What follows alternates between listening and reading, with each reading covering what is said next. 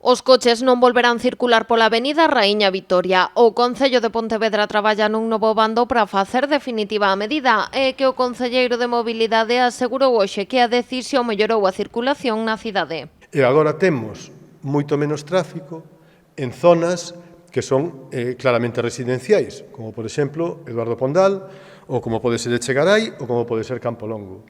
E temos contornos de dotacións que é mellor que teñan pouco tráfico e que o tráfico estea fluido que como estaban previamente. Por suposto, o Sánchez Cantón, pero tamén o Centro de Saúde Virxe Peregrina, que está neste eixo. Gómez presentou hoxe os datos do informe da Policía Local que avala a medida. Asegura que o tráfico se reduciu na Ponte da Barca, na Praza de Galicia, en Augusto García Sánchez e en Eduardo Pondal, tanto cara ao Xío no Boneira como cara á Praza de Galicia. Son reducións moi significativas que acumuladas suman 10.500 vehículos, que é unha cantidade moi importante. Pola contra, o tráfico aumentou en Alcalde Evia, Manuel del Palacio e ata máis dun 500% en Palamios. En total, uns 5.000 vehículos ao día. Así as cousas, o concelleiro defendeu que o tráfico é agora máis fluido.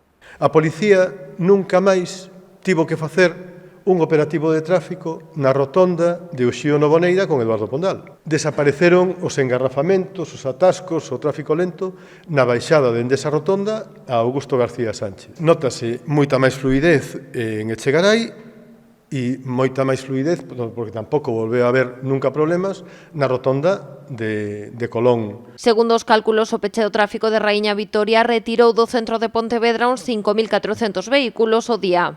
Parece que se está reorganizando o tráfico da cidade e o que conseguimos é que o tráfico de paso desapareza do centro de Pontevedra, que é un obxectivo que se están plantexando neste momento todas as cidades do mundo. Gómez asegurou tamén que estas accións van na liña das propostas do Cumio do Planeta sobre o clima que se está a celebrar en Glasgow. Agora a intención do Concello é retomar o proxecto do skatepark para a Raíña Vitoria. O anuncio foi criticado xa dende o Partido Popular. O seu voceiro cree que a medida non conta co apoio da maioría dos veciños de Pontevedra e pediu ao alcalde que recapacite.